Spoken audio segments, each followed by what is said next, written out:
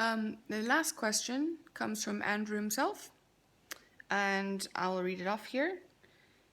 He's asking me, I find the more I tell the story of depravity and recovery and the road to endurance sport, in my case trail, ultra marathon running and long distance cycling, the more I find people with similar stories. What do you think is the relationship between abuse recovery and endurance sport? What are the lessons we learn from it that we might not be able to learn anywhere else? I'm convinced it has a lot more to do with compassion and equanimity than self-flagellation. There does appear to be a good deal of self-flagellation involved, and you might have to be slightly masochistic to do endurance sport. But Andrew is right in the sense that it's not, you don't do it for that reason, but you might, maybe the connection is that you might have a higher tolerance to pain than most people, so therefore it's easier to fall into these kind of ultra sports or endurance sports because you suffer a lot. And I think if you've already suffered a lot in life, it's much easier for you. You have more mental fortitude to take on those kind of challenges than the average person, so that could be a connection on that as well. I think also it puts you in touch with yourself. It teaches you so much about respect for yourself and your inner strength. You find out what you're capable of and who you are when you're down to those, when you're out there in the middle of nowhere and you have no one else to rely on, and you're freezing cold or you're boiling hot in the middle of a desert. You have no water. You might be lost.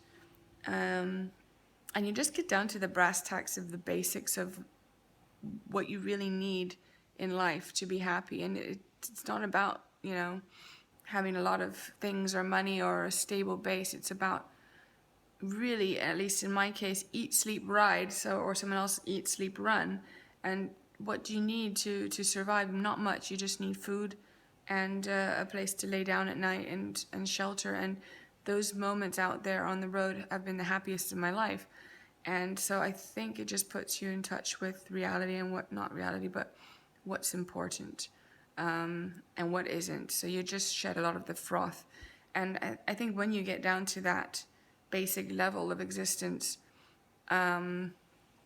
perhaps that's a healing point to start building on, because when you have nothing, you can really do everything. You are capable of everything. So it could just be that the beauty of it really is in the simplicity and the shedding of unnecessary things from your existence. So I think that in itself is a healing activity or a healing process.